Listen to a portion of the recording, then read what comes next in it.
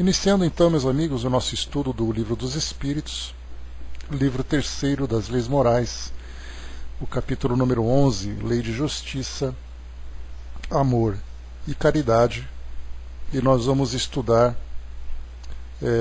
o nosso capítulo número 11, no item número 1, Justiça e Direito Natural.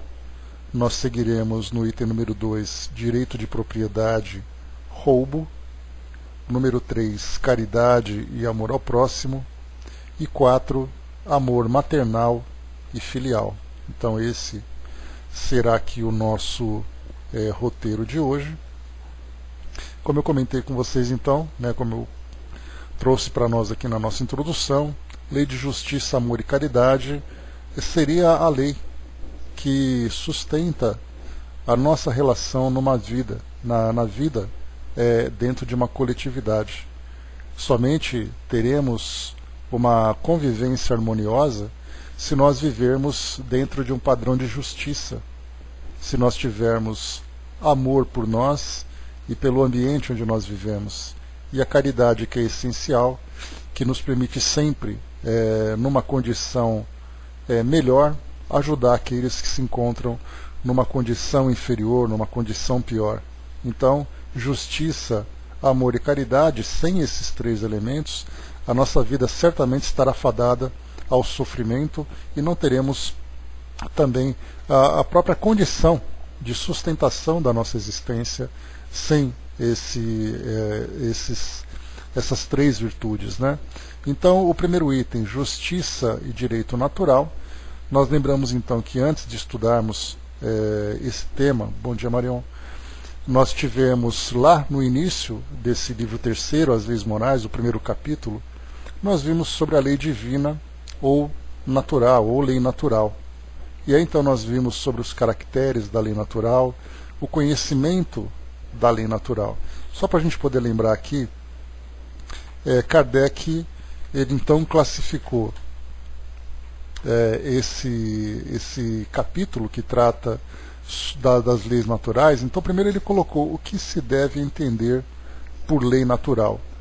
E os espíritos responderam na questão 624. A lei natural é a lei de Deus, é a única necessária à felicidade do homem. Ela lhe indica o que ele deve fazer ou não fazer, e ele só se torna infeliz porque dela se afasta. Traz para nós aqui várias outras explicações importantes. Depois daqui no item número 2, conhecimento da lei natural, nós temos aqui um ponto importante, Deus proporcionou a todos os homens os meios de conhecerem a lei natural, questão 619, e os espíritos responderam: todos podem conhecê-la, mas nem todos a compreendem. Os que melhor a compreendem são os homens de bem e os que desejam pesquisá-la. Não obstante, todos um dia a compreenderão, porque é necessário que o progresso se realize. E ainda aqui, bom dia Jane, e ainda aqui, avançando um pouco mais na questão 621, uma questão extremamente valiosa, uma daquelas que nós podemos decorar, como por exemplo, questão 919, quando nós falamos sobre conhece-te a ti mesmo, lá de Santo Agostinho, questão 625, o modelo de perfeição, Jesus, a primeira questão, o que é Deus? E essa questão 621 também é outra que vale a pena nós lembrarmos sempre, onde está escrita a lei de Deus? A resposta, na consciência. Então significa que todos nós, a partir do momento em que somos formados na condição humana, nós já temos então, na verdade nem na condição humana, porque nós percebemos quando nós estudamos no último capítulo dos 3 reinos, lá do segundo livro, quando falávamos sobre os animais, nós fizemos um estudo profundo, vocês se lembram, Vimos ali tivemos algumas sugestões de documentário, documentários que eram temáticos, falando sobre os animais. Então nós vimos ali, por exemplo, na parte de reprodução, na parte de caça. Então nós vimos ali vários aspectos da vida animal e nós compreendemos sobre a questão da inteligência e a questão do instinto. Então os animais, assim como nós, possuímos um instinto, que é exatamente aquele reflexo natural que nós utilizamos para a preservação da nossa vida. Então nós percebemos até, quando nós estudamos sobre o suicídio, que é não apenas uma violação de uma lei divina, mas é também uma violação contra os nossos próprios instintos.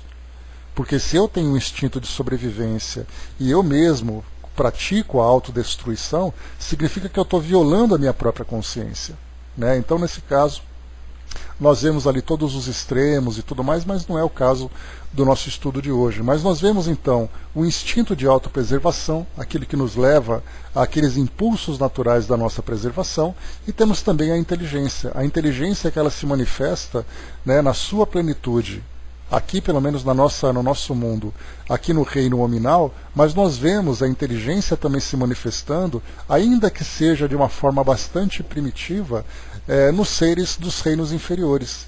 Então nós vimos o comportamento dos animais, mesmo vivendo em selvas, mesmo vivendo de uma forma agressiva, usando a inteligência. Então esse instinto de amor, de justiça e de caridade, embora nós vejamos essa expressão de um modo muito mais claro aqui no nosso reino nominal, nós vemos também algumas expressões também no reino animal. A justiça entre os animais, nós vemos também ali o amor entre os animais. Então é muito comum quando nós estudamos dizendo, né, que o animal não possui inteligência, ele possui um instinto mais desenvolvido. Na verdade é uma inteligência.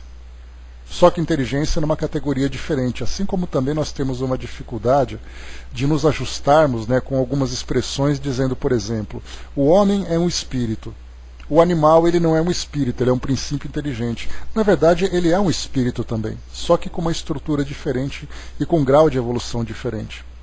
Então às vezes nós acabamos complicando aquilo que é simples. Se existe algo no animal que sobrevive ao corpo físico, os espíritos disseram, é uma espécie de alma. Na verdade é uma alma, só que numa condição ainda em desenvolvimento.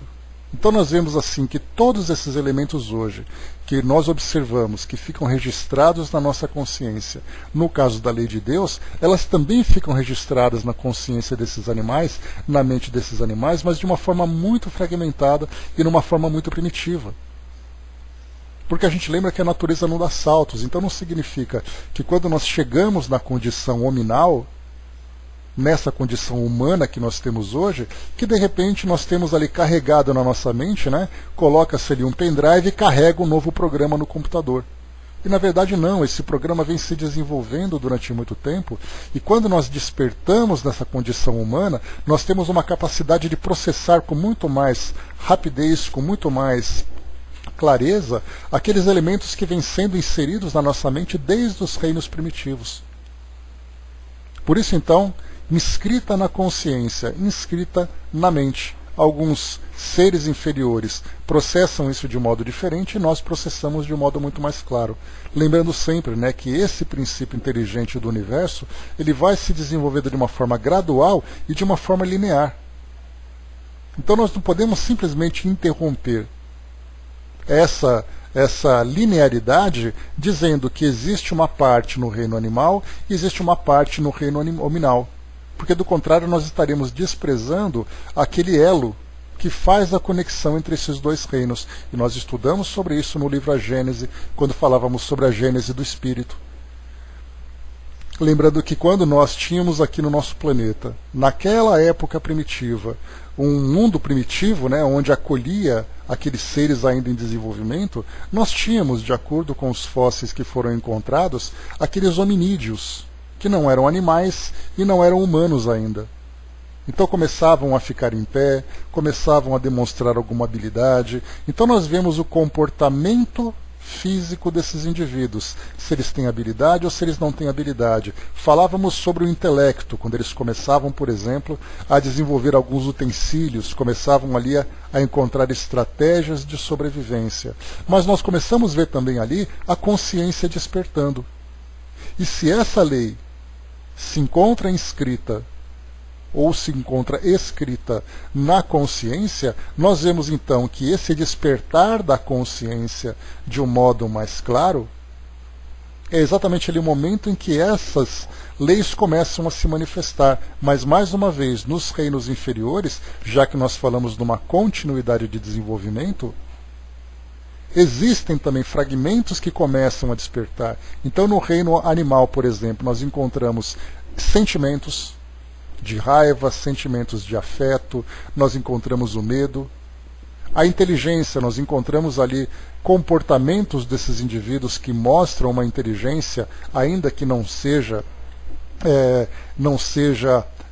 aplicada de um modo consciente, como nós fazemos hoje no reino humano. Mas nós vemos ali então a inteligência se desenvolvendo, nós vemos os sentimentos se desenvolvendo e encontramos também a consciência também se desenvolvendo. E por mais que se negue dizendo que os animais não têm consciência, eles podem não ter uma consciência desenvolvida como a nossa, como por exemplo, serem sencientes, terem consciências de si mesmo.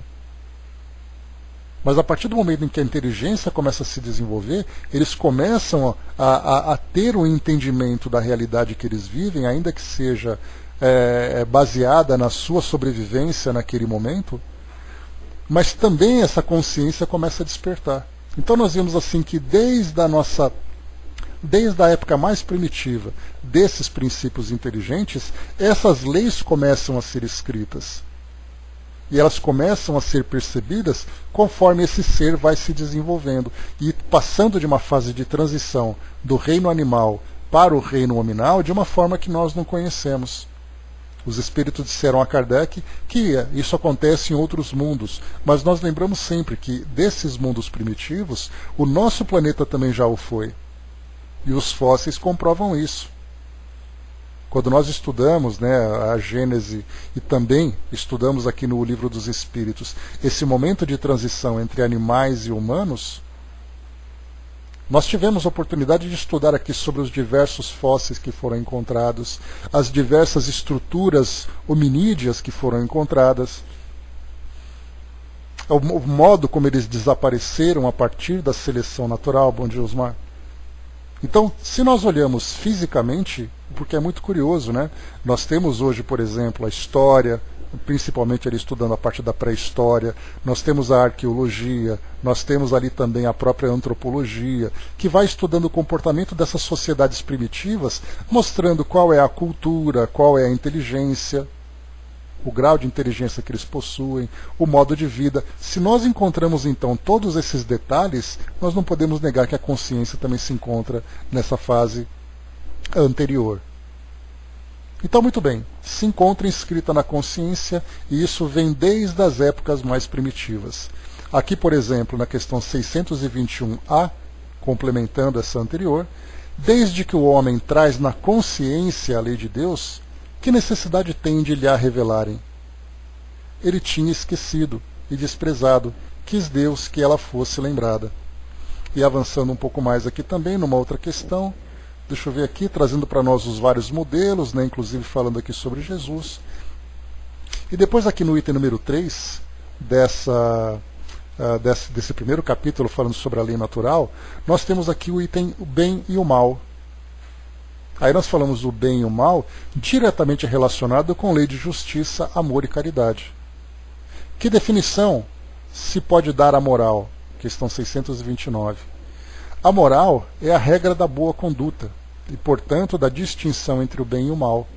Funda-se na observação da lei de Deus. O homem se conduz bem quando faz tudo tendo em vista o bem e para o bem de todos, porque então observa a lei de Deus. Como se pode distinguir o bem do mal? Questão 630. O bem é tudo que está de acordo com a lei de Deus, e o mal é tudo o que dela se afasta. Assim, fazer o bem é se conformar à lei de Deus. Fazer o mal é infringir essa lei. E aqui depois, então, Kardec vai se aprofundando cada vez um pouco mais nessas questões das diferenças das condições sociais, o bem e o mal absoluto para todos os homens, o selvagem que cede ao seu instinto, comendo carne humana, é culpado, aqui na questão 637. Aí nós estudamos isso aqui também, uma diferença que nós temos entre antropofagia e canibalismo. Embora a princípio apareça a mesma coisa, nós temos uma diferença significativa. Para um mostra o primitivismo, para outro mostra uma questão cultural. Então até nisso há diferença que Kardec abordou aqui, né, porque nós lembramos que nessa época do século XIX, onde muitas explorações eram relatadas na Europa, vinham relatos, né, de sociedades bastante primitivas, aqui das Américas, da África, onde existia a antropofagia. E aí então é colocado para nós na resposta, até mesmo nesse ponto. Eu disse que o mal depende da vontade. Pois bem, o homem é tanto mais culpado, quanto melhor sabe o que faz. Então nós vemos que se existem, ou se existiram, sociedades em que a antropofagia era um comportamento, nós vamos vendo então um comportamento comum, nós vemos então que conforme as sociedades vão evoluindo, os espíritos vão evoluindo, nós encontramos também uma mudança de conduta. E aí então aquelas leis que ficam registradas na consciência vão se mostrando de uma forma cada vez mais clara, principalmente porque a inteligência do homem vai se desenvolvendo, e com esse desenvolvimento da inteligência ele começa a entender com mais clareza esses valores que existem registrados na consciência. Ele percebe, por exemplo, que quando ele viola uma lei moral, a sua consciência fica, como nós dizemos popularmente, ela fica pesada. Mas quando o indivíduo não tem ainda esses valores desenvolvidos, ele acha que isso é natural. Embora hoje, no grau evolutivo em que nós nos encontramos, já é possível saber quando você faz o bem e quando você faz o mal. Mesmo que você persevere nesse comportamento do bem ou persevere no comportamento do mal, principalmente. O indivíduo faz o mal porque ele quer, mas ele tem consciência que isso é o mal. Porque, na verdade, essa lei, estando registrada na sua consciência, mostra para ele que ele fez alguma coisa diferente do que ele deveria fazer. Depois aqui então, voltando para a questão que nós estamos estudando, então vimos aqui sobre a lei natural. E o detalhe interessante dessas leis morais, descendo um pouco mais aqui nesses outros capítulos, nós temos, por exemplo, no capítulo número 8, Lei do Progresso, o estado natural. Observem a expressão natural. Então nós temos a lei natural, temos o estado natural, nós estudamos inclusive, né, nessa parte da filosofia, falando sobre os enciclopedistas, falando sobre os teóricos daquela época, os filósofos daquela época de Kardec e até antes dele, tentando entender como é que nós podemos analisar o início da civilização, se a civilização ela era selvagem e ela foi melhorando conforme ela foi se estruturando, ou ela era boa naquela parte ingênua do início e ela foi se tornando egoísta. Então nós vimos os dois caminhos, né, trazendo ali, né, os filósofos daquela época. Depois aqui então, do estado natural, o capítulo número 9, ele segue para a igualdade natural. Mais uma vez a expressão. O estado natural do indivíduo, a igualdade que também é natural, é o egoísmo que vai se desenvolvendo no ser humano, que vai fazendo com que ele se veja de um modo diferente do seu semelhante, mas a igualdade natural, que é algo que se encontra já inscrita na consciência, embora ele acabe ofuscando com o egoísmo, com o seu comportamento, ele voltará a esse estado natural conforme ele vai desenvolvendo o seu intelecto. Depois aqui de novo, liberdade, capítulo número 10, liberdade natural. Então, de igualdade natural para liberdade natural, a liberdade também é algo que está escrita na consciência do ser humano. Mas então, por causa desse egoísmo, ele vai então modificando. É aí que nós vimos então sobre a escravidão, sobre aquela liberdade do pensamento e da consciência. Nós estudamos bem esses detalhes, né? E aqui agora nesse capítulo número 11, que é o tema de nosso interesse, nós temos aqui Lei de Justiça, Amor e Caridade. O primeiro item, justiça e direito natural. Então, justiça e direito natural também são dois elementos registrados na nossa consciência. Então nós veremos que cada vez que existe uma injustiça, nós rapidamente reconhecemos, embora muitas vezes não saibamos o que fazer, embora muitas vezes nós violemos a nossa própria consciência, mas nós conseguimos ver quando a injustiça acaba sendo praticada.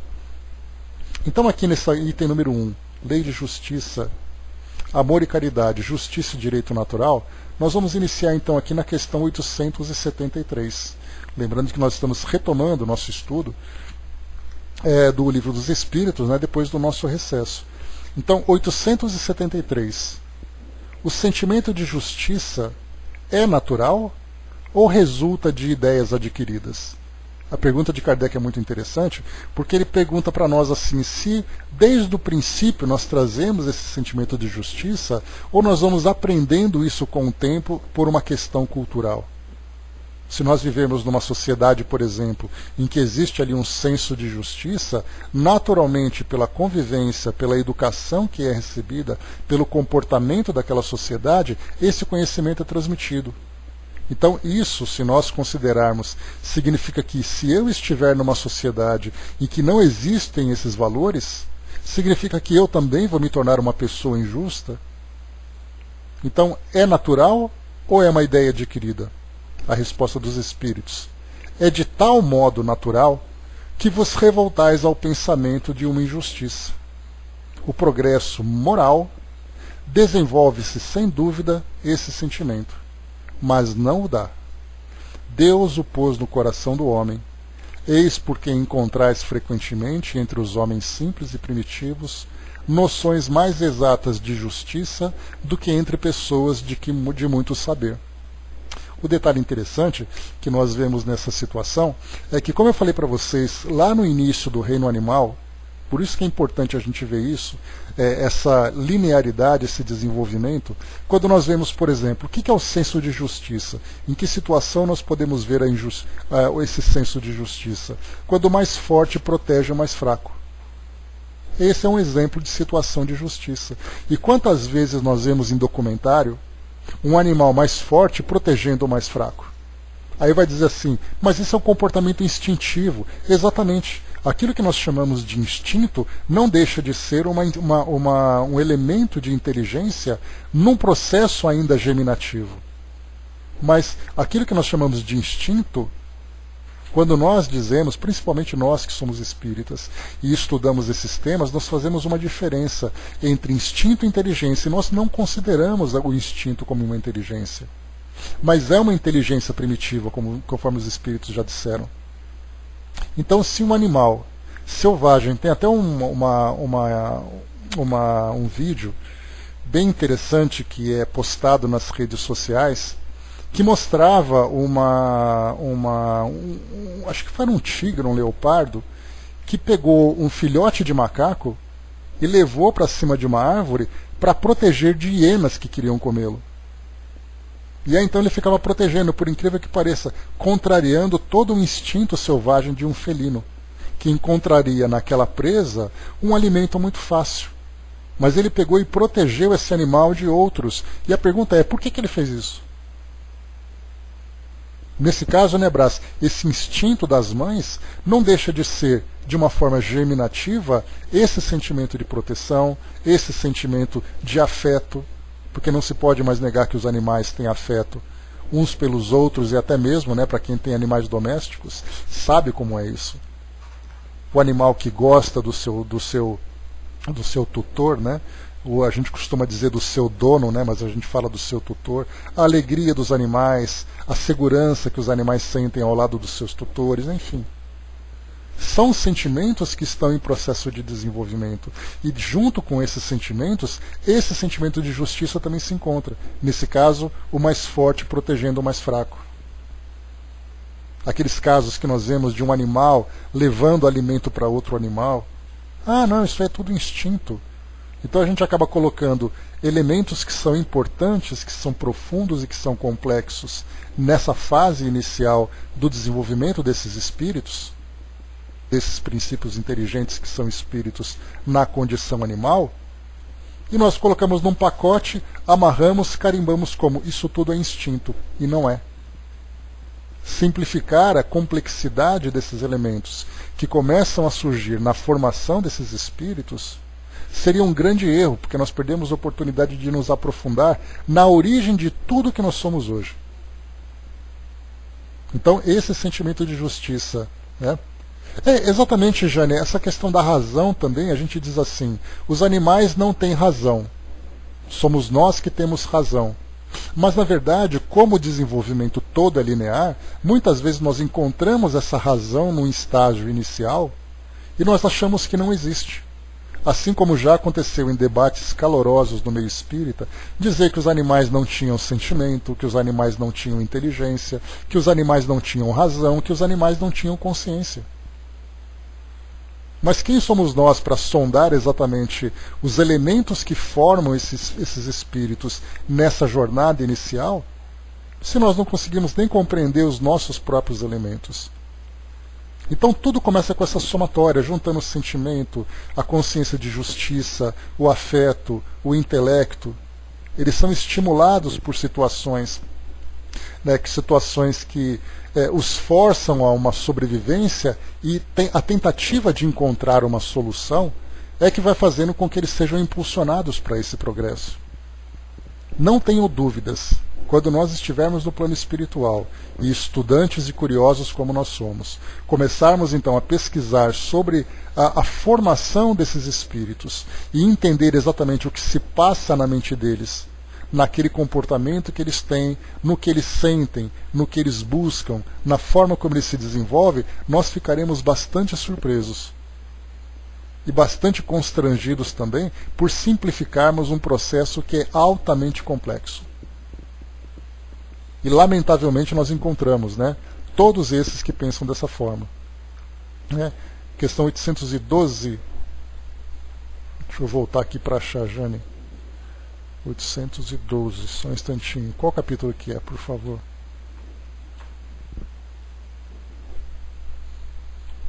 Tá, já estou quase achando aqui.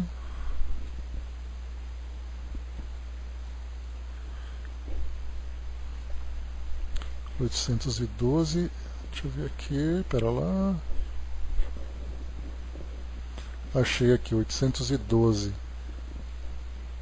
Aqui fala sobre a igualdade das riquezas, é isso que você queria colocar?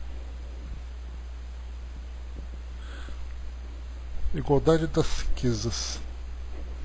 Mas enfim, o que nós observamos então, aqui nesse processo de desenvolvimento, é o nascimento desses valores desde o início da jornada do espírito aqui, mesmo que seja ainda nesse reino inferior. Miramês, a gente sempre recorre ao nosso amigo Miramês, que vem trazendo para nós aqui traz para nós uma explicação um pouco mais desenvolvida aqui para o nosso entendimento, e ele tem aqui um artigo então intitulado Sentimento da Justiça.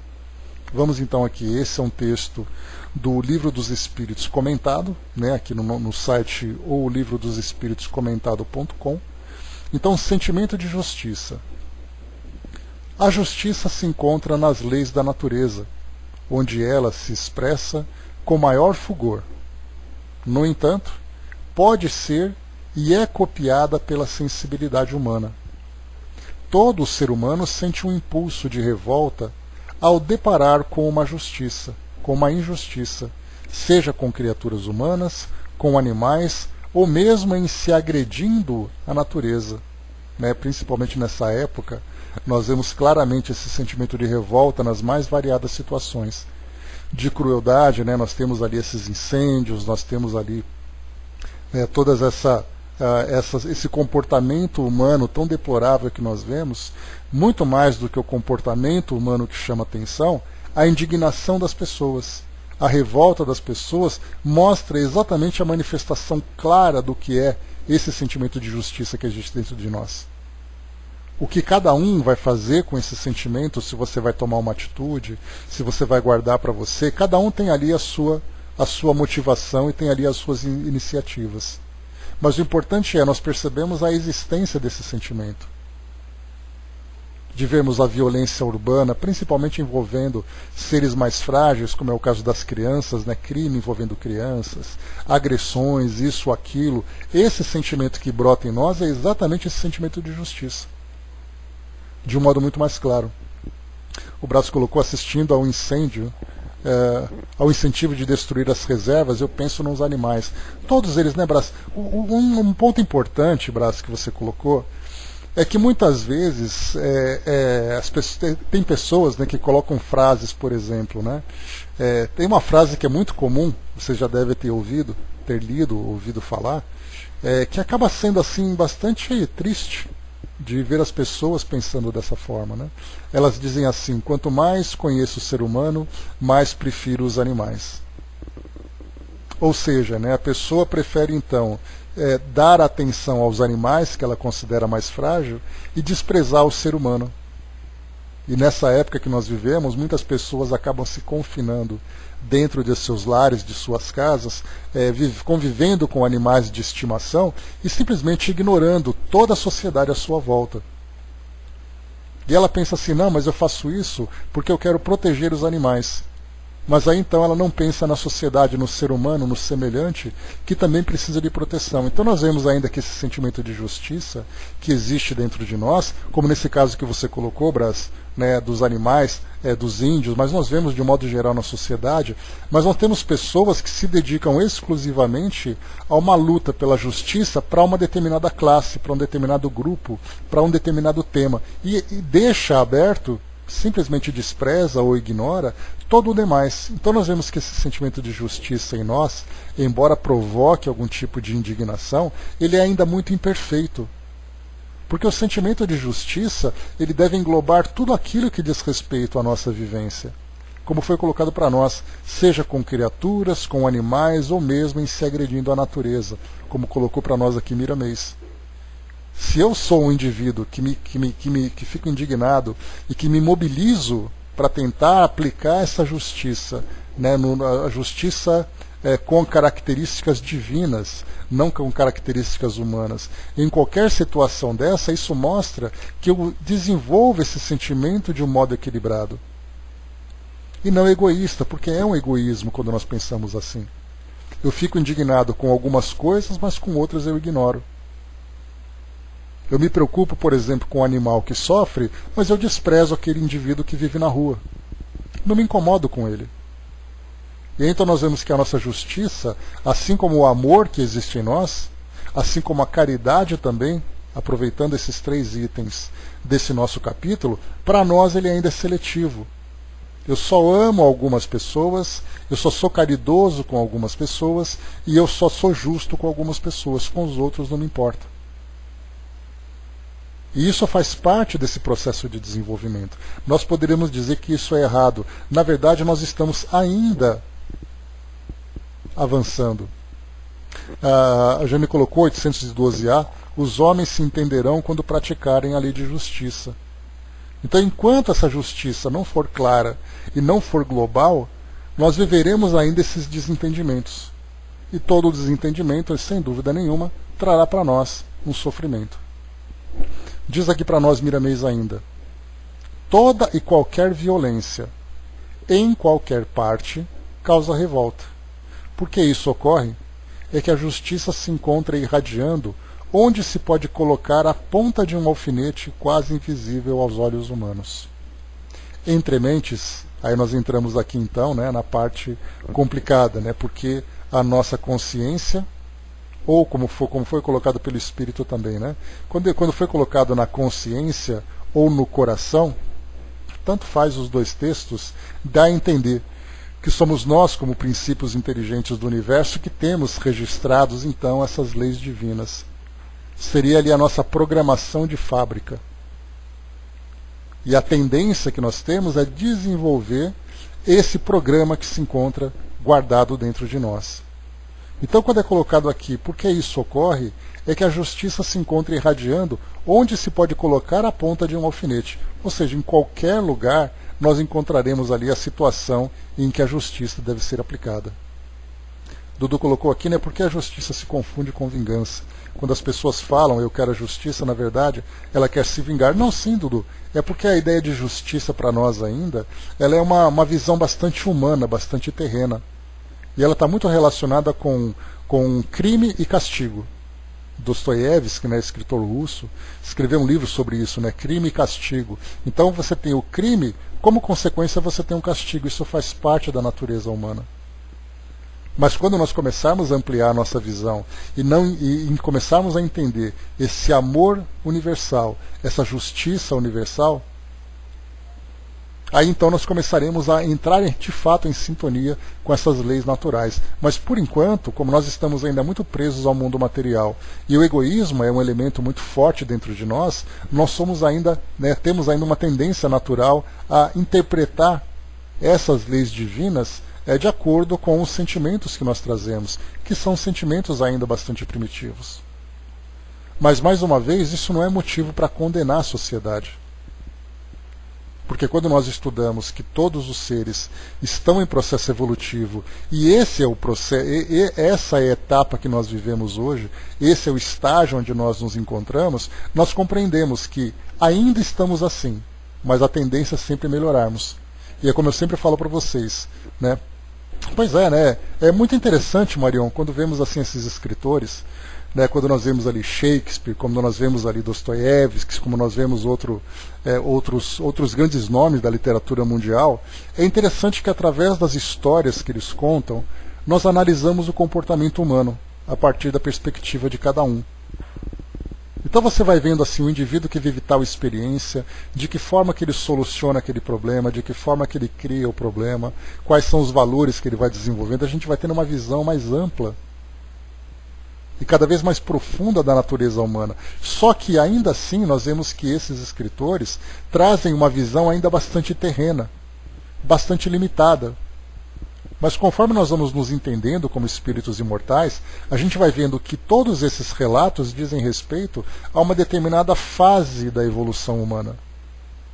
Que com o passar do tempo a tendência é sempre trazer ali mudanças de comportamento, comportamentos mais nobres, comportamentos mais equilibrados, mais desenvolvidos. Diz aqui para nós então, entre mentes as paixões dos seres, as paixões, lembra que eu falei para vocês agora de egoísmo? As paixões dos seres podem empanar certos sentimentos de justiça pela força da ignorância. O que é empanar? O que é empanado mesmo, pessoal? Não é quando você pega ali um legume, pega ali qualquer alimento e você passa naquele creme para poder depois fritar ou assar? Então você percebe que esse empanamento, esse creme que fica em volta daquele alimento, acaba na verdade ocultando esse elemento. Então a justiça se encontra presente na nossa consciência, mas as nossas paixões empanam então esse sentimento.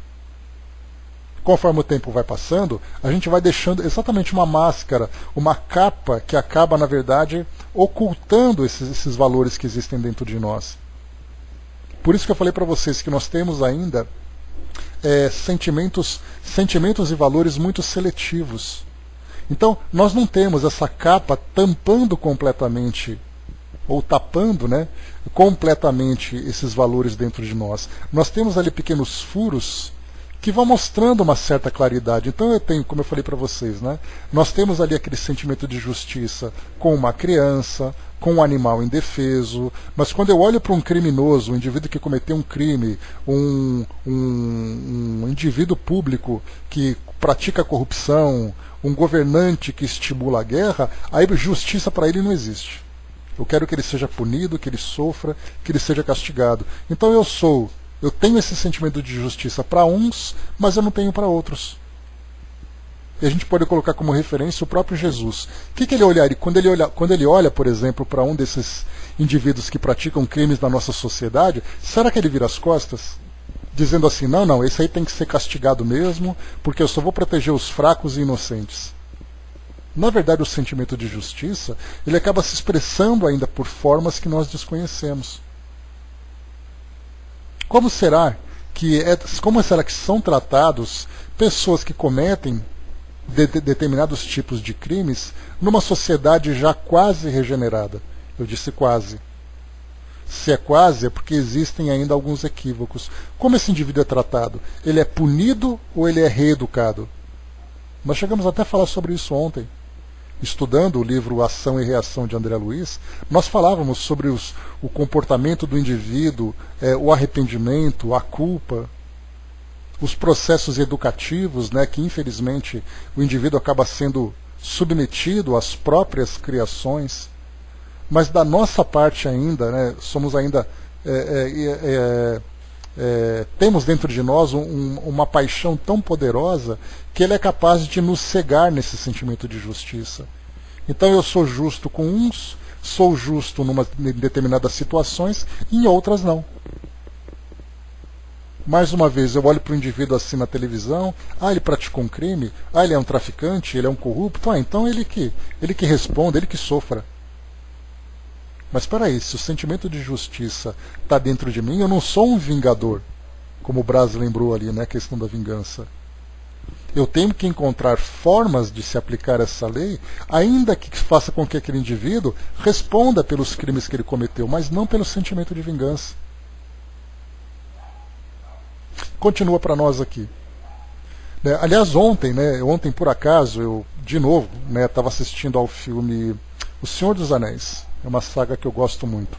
Bom dia, embaixador. E numa determinada passagem do filme, foi colocado pro personagem, dizendo assim para ele, por que ele não morre? De uma vez assim, ele para de atormentar a gente. Aí o sábio ali, o mago, dizia assim,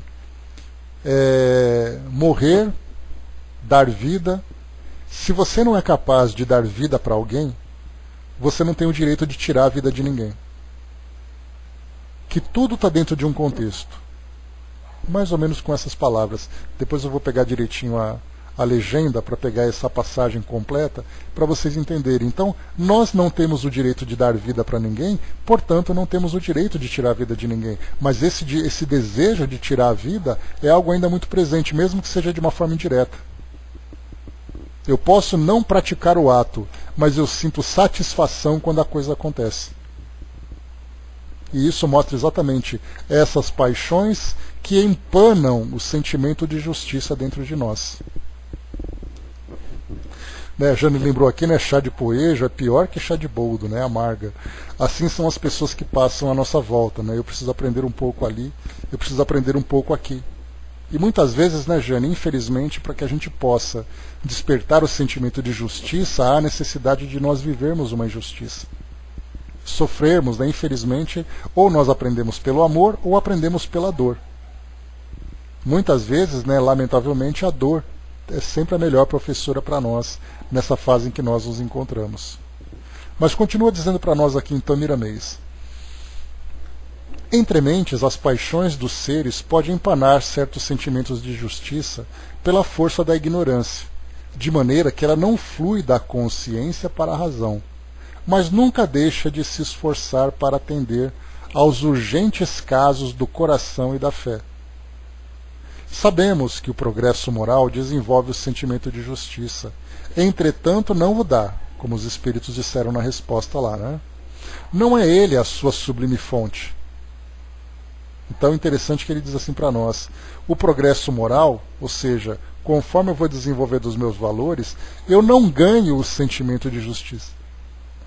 Ele ajuda no seu desenvolvimento, mas ele não me dá, porque mais uma vez, o sentimento de justiça é uma programação de fábrica. Nós somos criados, voltando para aquele raciocínio inicial, desde os reinos inferiores, com esse sentimento de justiça e com outros elementos morais importantes, que ficam em estado latente, começam a se manifestar gradualmente em determinadas situações, conforme os estímulos vão surgindo, para aflorar na condição humana. E mesmo assim, não na condição humana inicial, somente naquele estágio mais elevado. E diz ainda para nós, não é ele a sua sublime fonte, no avanço da educação e da disciplina. A lei de justiça está vibrando no centro da sensibilidade da consciência, semente divina na sua divina expressão, colocada por Deus no energismo da vida. Entre os animais e os espíritos primitivos, a justiça se manifesta pelo instinto e pela intuição, enquanto, por vezes, ela falha nos doutos, devido à razão e o interesse pessoal invadirem a área do coração, criando distúrbios na personalidade humana. Então ele falou para nós aqui que, de forma instintiva, de forma intuitiva, ou seja, daquela forma ainda primitiva, ela se manifesta em seres inferiores. Mas naqueles que são doutos, aqueles que são mais esclarecidos, o indivíduo que é tomado por uma razão seletiva, acaba sendo aplicado de um modo equivocado. O trabalho grandioso dos grandes profetas que vieram antes de Jesus e dos sábios em todo o mundo foi pregar a justiça, limpando as veredas e ampliando meios para que pudesse descer até nós o amor trazido por Jesus. Foi isso que eu li para vocês então, lá quando nós falamos sobre a lei, sobre a lei natural. Na questão 624, 623, fala desses profetas, desses sábios que vieram entre nós. E depois falava de Jesus na questão 625, que era o modelo da humanidade. Bom dia, professor. E diz ainda para nós: o sentimento de justiça não é adquirido no percurso das eras, mas sim estimulado pelo progresso e o despertamento dos espíritos em ascensão para a vida maior. Tudo vem de Deus para a terra e passa pelos processos que Jesus estabeleceu. Ele, o mestre dos mestres, é, pois, o pastor do rebanho terrestre, de cujas mãos despertamos para a vida racional. Os nossos olhos deverão ser abertos pelas mãos sábias do Cristo, que devemos encontrar dentro de nós, trabalhando a nossa própria vida. Busquemos em João mais segurança no capítulo 9, versículo 10, que diz: perguntaram-lhe, pois, como te foram abertos os olhos? E aquele que havia sido cego apontou logo o instrumento de Deus no exercício da caridade para mostrar como convém olhar as coisas, sem deixar de ensinar os preceitos divinos, para estabelecer a harmonia no coração daquele que não enxergava. A doutrina espírita vem como o Consolador prometido, ensinar os preceitos divinos. Espera um pouquinho só. Consolador prometido, abrir igualmente os olhos dos homens, de modo que eles possam ver com mais clareza a vida e conhecerem a si mesmos, conscientes dos caminhos a percorrer. Verdadeiramente, a justiça faz parte de todas as virtudes acionadas por Deus, em todos os ângulos da criação. Justiça é paz, justiça é amor, justiça é luz, justiça é dor. Devemos ampliar a justiça dentro e fora de nós, não somente entre os seres humanos, pois ela cabe em toda a nossa vida. Não podemos deixar lugar para o egoísmo. Bem sabemos que se trabalhamos só com uma mão, a outra se atrofiará. Se andamos somente com uma perna, a outra esquecerá sua função. Se olharmos só com um olho, o outro passará a apagar-se. Se fizermos economia de um ouvido, o outro perderá sua função de trabalho e assim por diante. A vida é binária, é a expressão da justiça e do desprendimento. Todos trabalham para a grandeza do todo. Aqui é interessante essa comparação que ele faz, porque ele diz assim, que se você olha com um olho, o outro passa a apagar-se. Se você trabalha com uma mão apenas, a outra vai atrofiar. Isso é exatamente aquilo que eu colocava para vocês, a nossa justiça seletiva. Se eu trabalho apenas a justiça em determinada área da minha existência aqui no mundo material, eu me esqueço do resto. Eu sou justo com os animais que sofrem, mas eu ignoro o sofrimento humano. Significa que esse meu sentimento de justiça para com o meu semelhante, que vai trazer como consequência a caridade, porque se eu não sou justo com o semelhante, por que eu vou ser caridoso com ele? Então significa que eu desenvolvo um aspecto desse sentimento de justiça, sentimento de amor e sentimento de caridade, e me esqueço do resto. E por isso que lá em cima Miramês coloca para nós a justiça com o ser humano, com os animais e com qualquer coisa da natureza. Então é um exercício contínuo. Há a necessidade de nós aplicarmos isso, muitas vezes até sendo bastante desafiador.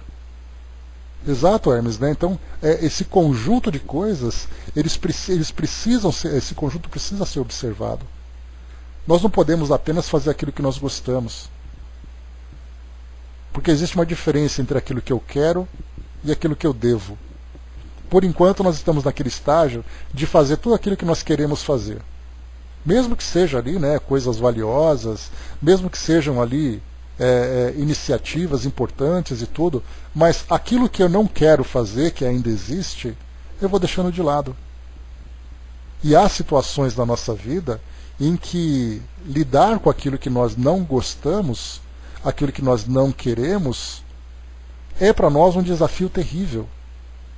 Você tem que gostar de quem você não gosta, você tem que ser justo com quem você não se importa, ser caridoso com alguém por quem você tem antipatia, por quem você despreza. Isso não existe coisa pior para o nosso orgulho, para o nosso sentimento de orgulho, do que nós temos que fazer alguma coisa contrariado. Dizer assim, por exemplo, eu não gosto daquela raça, eu não gosto daquele grupo, eu não gosto disso. Se eu não gosto, significa que eu não me importo com eles. Se eu não me importo com eles, significa que eu não consigo ser justo. É aí então que nós desenvolvemos os nossos valores de uma forma capenga. E é isso que Miramês trouxe para nós aqui. Vou ler mais uma vez para a gente poder contextualizar essa passagem que ele trouxe. Bem sabemos que se trabalhamos com uma só mão, a outra se atrofia. Se andamos somente com uma perna, a outra esquecerá sua função. Se olhamos só com um olho, o outro passará a apagar-se. Se fizermos economia de um ouvido, o outro perderá sua função de trabalho e assim por diante. A vida é binária e é a expressão da justiça e do desprendimento. É a expressão da justiça e do desprendimento. Todos trabalham para a grandeza do todo. Essa grandeza do todo é o nosso grande desafio. Então essa coisa de simpatia e antipatia, para nós que estudamos agora esse tema, e nós começamos a fazer uma autoanálise buscando o nosso autoconhecimento, nós vemos o quão mesquinhos são esses sentimentos. Eu não gosto daqueles religiosos por causa disso. Eu não gosto daquele partido político por causa disso. Eu não gosto daquele time de futebol por causa disso. E eu não gosto daquele povo por causa disso. Significa que eu não me importo com eles. Na verdade, tanto faz se sofre ou se não sofre. Onde o sentimento de justiça dentro da grandeza do todo? Se Deus olha por todos e Jesus nos ensinou sobre o amor universal, como é que nós podemos querer avançar se nós ainda somos tão seletivos nesse sentido? A razão aí está também para descobrir essas coisas, e não para impedir a filtragem das leis do Criador. Então a nossa razão não é para filtrar, a nossa razão é para ampliar. Porque exatamente essa filtragem, que é essa seleção que nós fazemos, nós começamos a escolher de quem nós vamos gostar. E mais uma vez, quando nós falamos em gostar, podemos englobar justiça, amor e caridade. Se eu gosto de uns, tudo. Se eu não gosto, nada. E o nosso desenvolvimento, então, vai se tornando sempre capenga. A Jane colocou, né, ainda nos deixamos ser levados pelas paixões, não é boa conselheira. O importante, né, Jane, é a gente primeiro identificar que existe isso em nós. Como eu sempre falo para vocês nos nossos estudos, né, eu acho que nós evoluímos, né, essa é uma escala que eu acabei não criando, né, mas acabei organizando na minha cabeça, que o primeiro estágio do nosso desenvolvimento, o primeiro estágio é nós conhecermos na teoria, alimentando o nosso intelecto, desenvolvendo a nossa razão, para entender quais são as virtudes e quais são as imperfeições existentes no ser humano. Então nós vamos estudando o que é o egoísmo, o que é o amor, o que é vaidade, o que é injustiça, o que é falta de caridade, o que é ser caridoso. Olhamos ali os exemplos, né, que situação isso pode ser aplicado, isso não é. A gente está então armazenando informações. Esse é o primeiro estágio. E para nós que somos estudantes da doutrina espírita, nós temos ali um material farto para esse estudo. Cada tema que nós estudamos, cada passagem, vai alimentando o nosso banco de dados. Esse é o primeiro estágio. Então nós não podemos dizer que nós não sabemos, porque nós sabemos agora. Nós sabemos o que é o certo, o que é errado, nós sabemos quais são as virtudes, quais são as imperfeições, quais são ali as virtudes, quais são os vícios. Sabemos tudo agora. Falamos disso praticamente todos os dias. O segundo estágio é olharmos para dentro de nós para saber quais dessas virtudes e quais dessas imperfeições estão presentes e em que grau elas estão presentes. Então eu já entendi o egoísmo, por exemplo. eu entendi que o egoísmo é parte da minha constituição. Quando fui formado, o egoísmo era uma parte, um elemento importante para a minha sobrevivência, é um sentimento de autopreservação. Eu tinha que me preservar, eu tinha que preservar ali os meus dependentes, os meus descendentes. Eu tinha que proteger a minha água, eu tinha que proteger a minha caverna, proteger a árvore que me alimentava, era o egoísmo. Conforme o tempo foi passando, esse egoísmo já deixou de ter tanta intensidade, porque a minha inteligência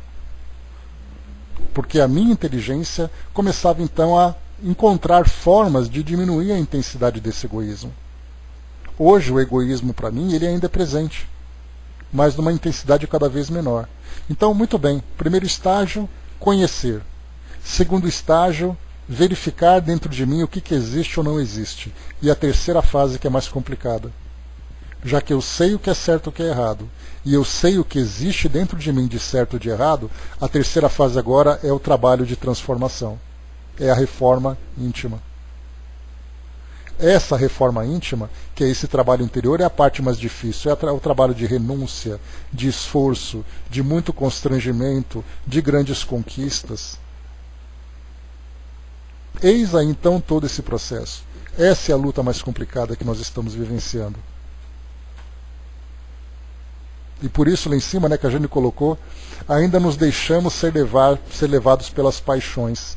Exatamente porque as paixões existem, mas nós estamos agora numa fase em que é possível fazer esse trabalho de transformação. Não conseguiremos, sem dúvida nenhuma, fazer esse trabalho de uma hora para outra. Aqui mesmo no Livro dos Espíritos, só um instantinho que eu vou pegar aqui o capítulo certinho. Lá quando trata da lei, no primeiro capítulo aqui dos caracteres da lei natural, deixa eu pegar aqui rapidinho, deixa eu achar aqui a resposta que é bem interessante. Está aqui, na questão 617. O que as leis divinas abrangem? Referem a algo mais do que a conduta moral?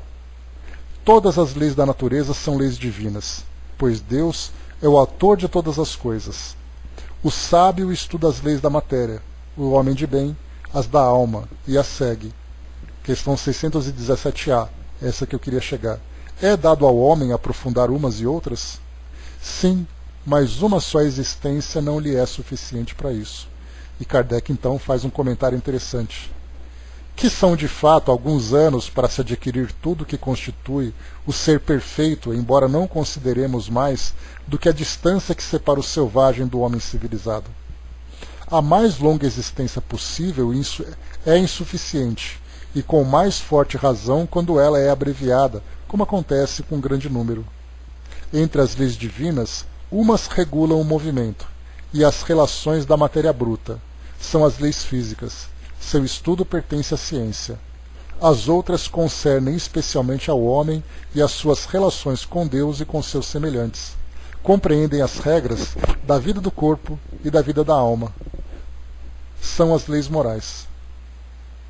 Então por isso nós vemos que não é o suficiente apenas uma existência. Mas como nós vimos ontem, quanto tempo demora para um indivíduo se regenerar, para que ele possa se desenvolver? Vai demorar tanto quanto o esforço que ele tem, o grau de conhecimento que foi alcançado. Infelizmente, pelo fato de nós termos ainda muitas dessas paixões, nós temos uma tendência a criar situações problemáticas. Então significa que nós teremos que parar, voltar, consertar, para depois avançar. No momento em que nós começarmos a agir com razão e consciência, afinizados com essas leis divinas, os nossos erros serão menores e, portanto, os acertos serão maiores. A nossa evolução se dará de um modo muito mais rápido. Mas enquanto nós ficarmos ainda presos a essas paixões, a tendência é uma existência eu conserto aquilo que eu vivi no passado.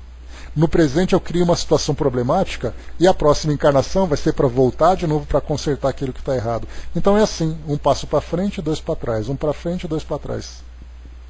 Enquanto nós não assumirmos esse nosso compromisso evolutivo, trabalhando com esforço, trabalhando com dedicação. Se há aquilo que eu não consigo resolver hoje, eu tenho que me esforçar pelo menos para não criar mais problema.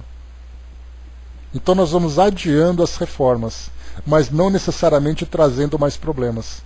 São estratégias que nós vamos usando.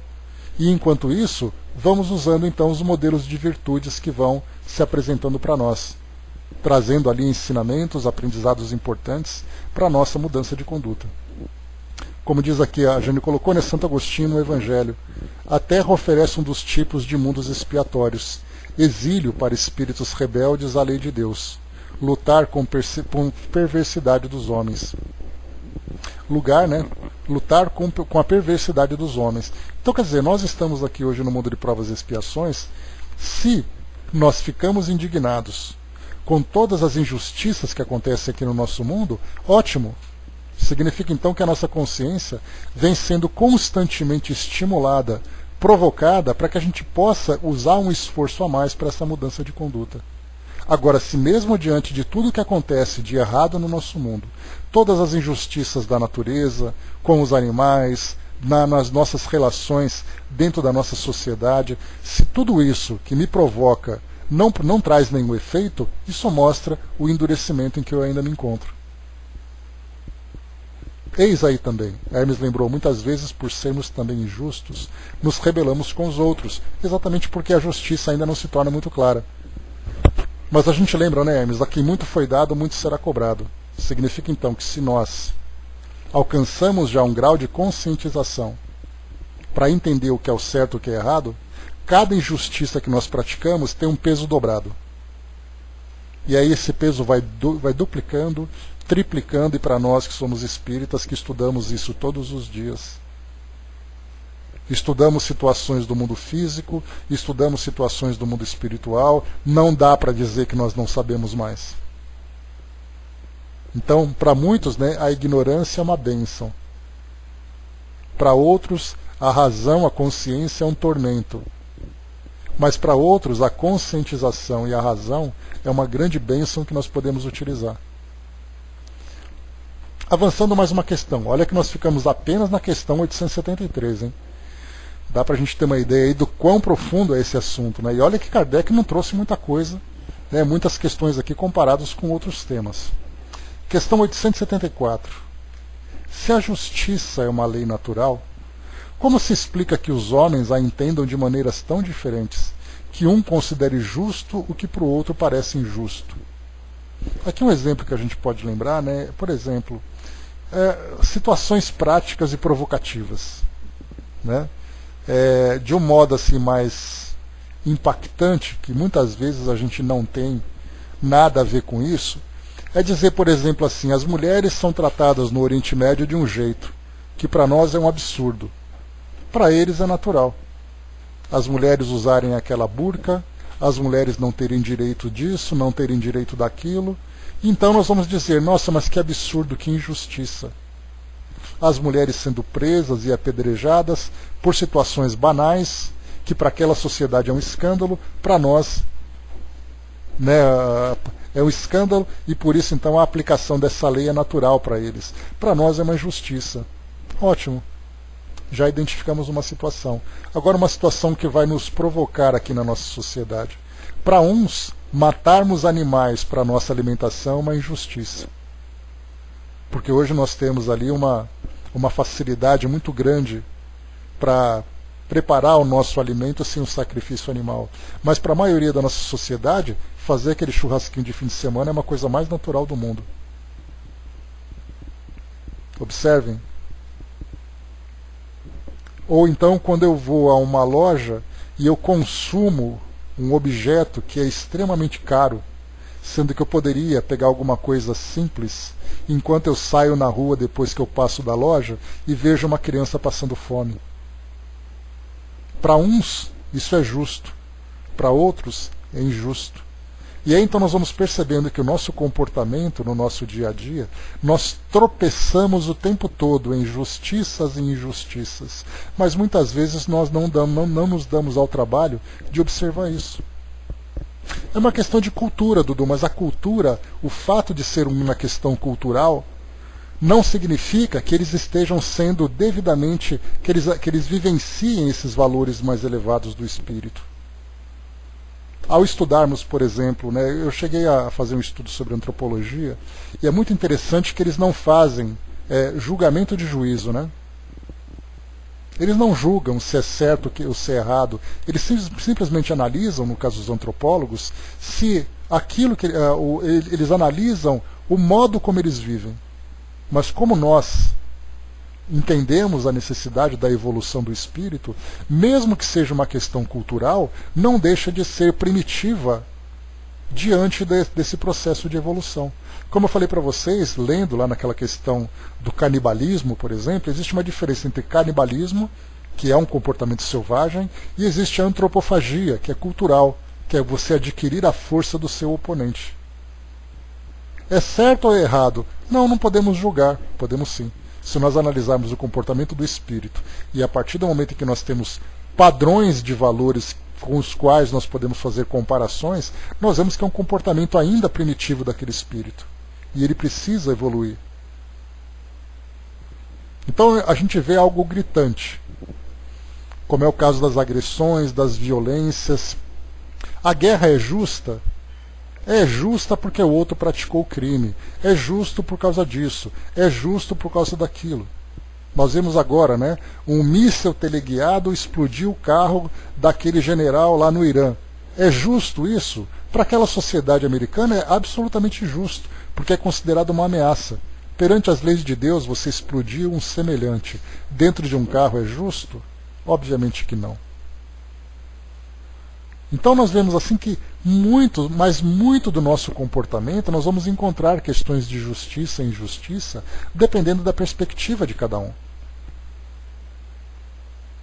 Cada estágio, cada situação que nós vamos vivendo, e é importante a gente fazer esse estudo porque a nossa visão vai se tornando cada vez mais apurada e nós vamos olhando para as situações à nossa volta. A gente olha assim, é justo o indivíduo entrar numa concessionária e comprar um carro de 400 mil reais quando você tem uma sociedade passando fome? Ele vai dizer, sinto muito, mas eu não tenho nada com isso. Eu estou comprando é justo que eu compre porque é fruto do meu trabalho. Então para ele é justo. Pergunta para a Madre Teresa de Calcutá o que ela acha de você gastar 500 mil reais num carro enquanto tem um monte de gente passando fome. O que ela faria com aquele dinheiro? Então, quer dizer, existe aquilo que é legal e existe aquilo que é imoral, que é moral, né? Então tem a legalidade, a justiça e tem a moralidade. Conforme a gente vai evoluindo, a gente vai pensando assim, meu Deus, eu não acredito que certa vez eu gastei tanto dinheiro com algo tão fútil, sendo que tem tantas pessoas passando necessidade. É a nossa visão que vai apurando, os nossos valores que vão se tornando cada vez mais sensíveis. Para finalizarmos aqui então, deixa eu ver rapidamente, a Angelina colocou Deus deu a todos os homens os meios de conhecer a sua lei. Todos podem conhecê-lo, mas nem todos as compreendem, né? Questão 618 que nós vimos. Então isso vai mostrando o quê? Que são esses estágios evolutivos. Mas a gente lembra que a ignorância não é uma justificativa. A ignorância traz para o indivíduo estímulos dolorosos para que ele possa se desenvolver. E conforme a luz da consciência começa a se acender, as responsabilidades também acendem.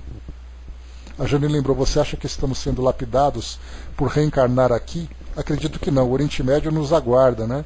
Vamos tentar salvar o planeta, né? Aqui já sei como funciona. Pois é, a gente está vivendo aqui nesse nosso mundo porque nós temos ainda. Eu posso não ser injusto como aqueles em que eu julgo estarem errados, mas a injustiça se encontra ainda muito presente no meu comportamento em outras áreas. Então, na verdade, todos nós estamos num centro de reabilitação moral. É igual nós caminharmos, por exemplo, num centro de reabilitação para pessoas com limitações físicas. Há aquele que está aprendendo a andar de cadeira de rodas, há aquele que está aprendendo a andar com uma perna amputada, com uma perna mecânica, há aquele que está aprendendo coordenação motora. O centro de reabilitação é o mesmo. As dificuldades de cada paciente são dificuldades específicas. Então o nosso senso de justiça, de um modo geral, pode não estar no mesmo grau ou direcionado para as mesmas questões. Mas certamente nós trazemos ainda senso de injustiça em várias áreas. E aí então o mundo de provas e expiações como o nosso está constantemente nos estimulando a desenvolver esses aspectos adormecidos ainda dentro da nossa consciência. É parte do processo de aprendizado. E para finalizarmos, aqui dessa questão 874 que eu estava falando, né? Se a justiça é uma lei natural, como se explica que os homens a entendam de maneiras tão diferentes, que um considere justo o que para o outro parece injusto? É que, em geral, se misturam paixões ao julgamento, alterando esse sentimento, como acontece com a maioria dos outros sentimentos naturais, e fazendo ver as coisas sob um falso ponto de vista. E aí nós vamos então aqui para Miramês, para finalizar.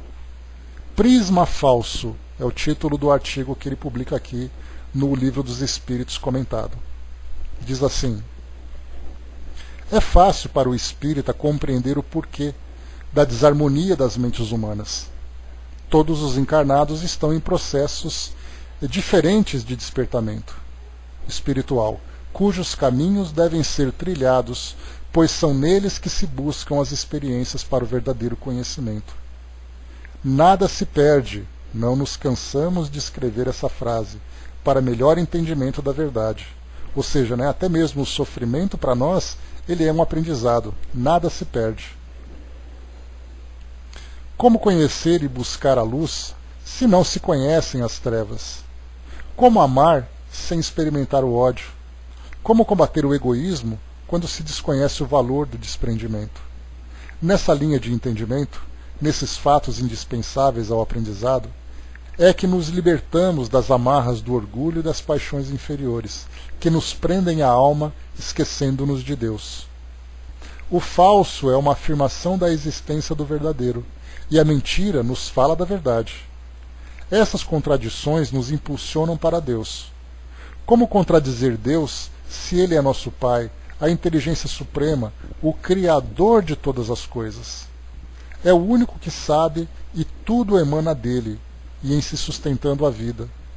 Ele é a vida, é o amor, e muito mais que a vida e o amor, porque Ele é o Criador de tudo, e diante de sua paternidade universal, nada sabemos sobre Ele. Deus é para nós outros, o mistério dos mistérios.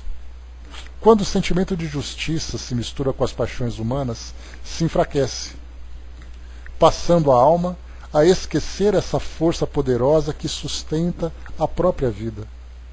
Mas nunca prevalecem a justiça e as paixões, por não terem sustentação. Elas aparecem em fases de despertamento dos valores espirituais, no sentido de educar, depois desaparecem para sempre, e em seus lugares o amor estabelece a paz com os seus derivados, tirando o véu da ignorância que empanava a visão e mostrando as claridades onde a vida agita e cresce, nos dando esperança de viver com Deus mais presente e Jesus mais integrado nos nossos corações. Mesmo com todo o sofrimento que as almas sempre passam para entender, Deus envia seus agentes na madrugada da vida, a nos ensinar o que mais precisamos. João, no capítulo 8, versículo 2, se expressa dessa forma: da madrugada voltou novamente para o templo, e todo o povo ia ter com ele, e, assentado, lhes ensinava. Jesus nunca se cansou, vai e volta até nós quantas vezes forem necessárias, por não desprezar seu rebanho, que o Pai lhe entregou. Não precisamos esmorecer nos caminhos, sempre encontramos quando temos fé, alguém do céu na terra a nos dar as mãos no sentido de nos libertarmos para a vida, livres das peias, na sequência do amor do Mestre. Temos essa assistência em toda parte, porque Deus é justiça, e a própria justiça se fez na natureza. O ar sopra com justiça, sem esquecer quem precisa dele. A água é justiça de Deus, matando a sede em todos os reinos da natureza. O sol é justiça na sua maior expressão da vida. por não se esquecer de uma só criaturinha do nosso Pai Celestial. Nessa linha de entendimento, podemos observar o resto. É a justiça mais visível, basta que tenhamos olhos para ver e ouvidos para ouvir o que os grandes espíritos falam e escrevem sobre a justiça de Deus. Então, meus amigos, ao falarmos da justiça de Deus e a aplicação dessa justiça nas situações da nossa vida, nós vemos ainda o quão distantes nós estamos do equilíbrio ideal.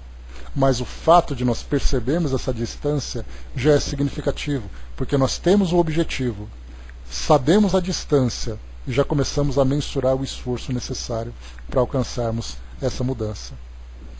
A Angelina colocou lá em cima: precisamos usar a razão antes de agir. Conheça a verdade vos libertará. Ensinamento de Jesus. Exatamente ali que nós encontramos. Então, meus amigos, fechando por aqui o nosso encontro de hoje. Mais uma vez aqui nós iniciamos então, nessa nossa semana, reiniciamos, né? Retomamos aqui o estudo do Livro dos Espíritos, fizemos aqui a questão 873, 874, 875, então será o nosso próximo tema. Como se pode definir a justiça? Pergunta Kardec. Então, será no nosso próximo encontro. Encerrando por aqui o nosso estudo de hoje. Espero que essa nossa linha de raciocínio tenha ajudado a termos uma visão mais sensível, uma visão mais clara de tudo aquilo que acontece no nosso mundo. Lembrando que, apesar de nós pensarmos assim que muitos indivíduos ainda são muito primitivos e não percebem aquilo que é injustiça, nós também nos encontramos nesse ponto. Porque para nós aquilo que é absolutamente natural, ao nos elevarmos espiritualmente, nós veremos o quão equivocado